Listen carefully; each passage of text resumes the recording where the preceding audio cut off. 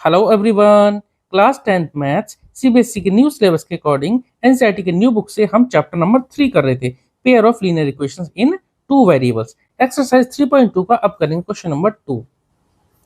Solve 2x plus 3y equal to 11 and 2x minus 4y equal to minus 24। देखिए हमें यहाँ पर इन दोनों इक्वेशन को पहले सॉल्व करना है एंड हैंस, और उसके बाद find the value of m for which y equal to mx plus 3। x और y की वैल्यू यहाँ से जब निकल आएंगी तो उसके बाद हमें m की भी वैल्यू निकालनी है, और यहाँ पर एक इक्वेशन और दे रखी है y equal to mx plus 3। तो चलिए पहले इन दोनों इक्वेशंस को यहाँ पर लिख लेते हैं।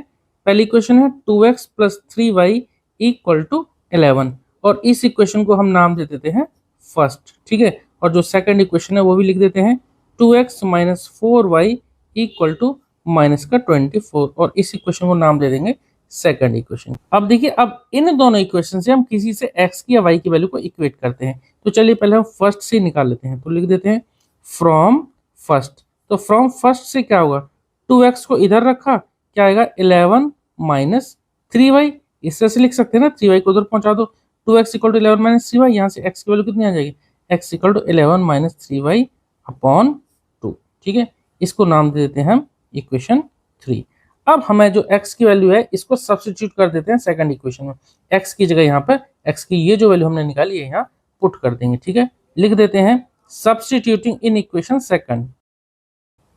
तो सेकंड इक्वेशन में x की जगह पुट कर देते हैं ये वैल्यू, तो क्या आएगा 2, और x की जगह ये 11 माइनस 3y अपॉन 2, ठीक है, minus 4y equal to minus का 24।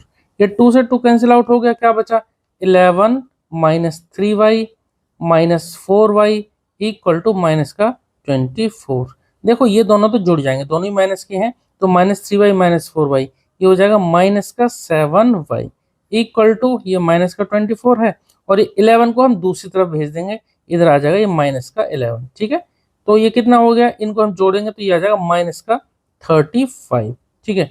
माइनस 7y यहाँ पे ऐसे ही लिख देंगे, तो माइनस से माइनस कैंसिल आउट हो गया, y इक्वल टू कितना आ गया 35 अपॉन 7, तो 7 5 या 35। यहाँ से y की वैल्यू कितनी आ जाती है हमारी 5, ठीक है।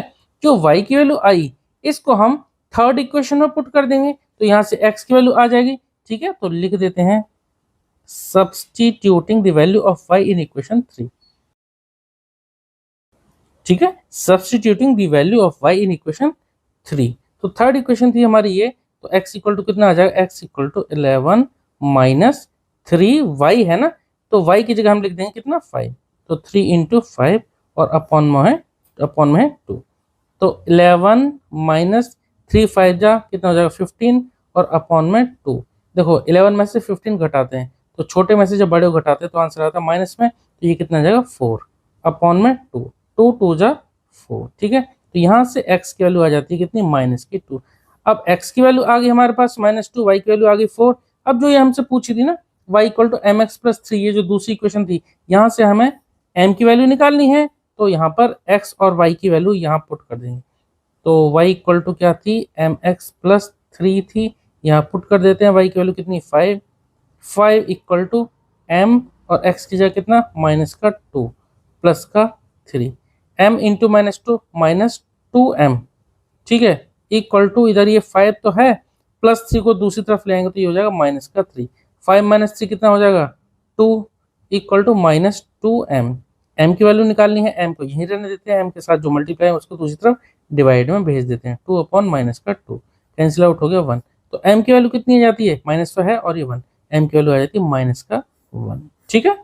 ठीक है, तो इस तरह से क्वेश्चन नंबर 2 हमारा कंप्लीट हो गया। आई होप कि आपको समझ में आया होगा। चलिए मिलते हैं नेक्स्ट वीडियो में क्वेश्चन नंबर 3 के साथ। Okay, thank you.